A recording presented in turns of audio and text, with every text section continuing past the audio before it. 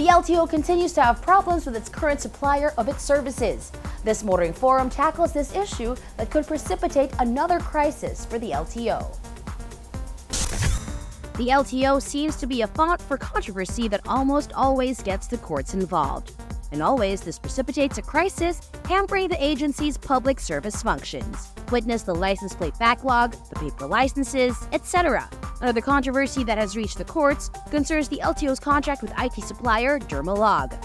A petition has been filed before the Supreme Court seeking to scrap the joint venture agreement between the LTO and Dermalog, establishing the land transportation management system. Petitioner's attorney Carlito Montenegro and GT operator Gerald Domingo claimed the IT deal was flawed at inception and its implementation threatened national security. The petition raised fears, expressed more recently by road safety advocate Martin Nico de los Angeles, that scrapping the deal would force the LTO to return to manual processing of transactions. In a statement, De Los Angeles painted a scenario of long waits and delays in the processing and issuances of driver's licenses, vehicle registrations, and other functions with the shutdown of the LTMS, which links the LTO IT network with motor vehicle dealers, medical clinics, driving schools, as well as hundreds of private motor vehicle inspection centers and insurance companies. No validation or verification can happen even in a manual system since all data is stored in LTMS, he said, adding that without any IT system in place, or at worst to try to reinstate a clearly vulnerable one, the LTO cannot process any transactions. Allaying such fears, LTO officials and employees, calling themselves the Transportation District Officers Association of the Philippines, issued a statement saying even if there's an LTMS shutdown, we are confident that our operations will continue with the use of parallel systems like what we already did in the past. The group added that they are ready and willing to extend office hours to fully utilize alternative solutions to mitigate the possible delays if the LTMS is shut down.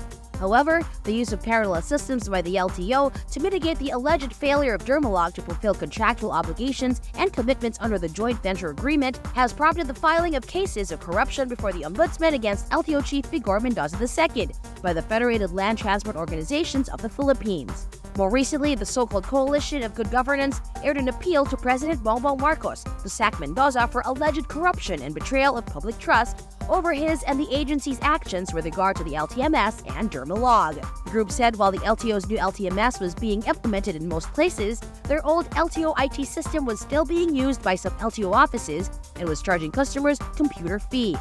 Mendoza denied allegations of corruption, saying the LTO successfully consolidated all the online transactions using the LTMS, which means the transactions are now more convenient and hassle-free. He added that the cases before the Ombudsman would give him the opportunity and proper form to prove the allegations were totally baseless and absurd, and to expose the real motive behind such actions. Again, the Transportation District Officers Association of the Philippines came out in defense of Mendoza and the LTO. In press statements, the group said the LTO was forced to use the parallel IT systems since the LTMS has proven to be inadequate in the agency's day-to-day operations.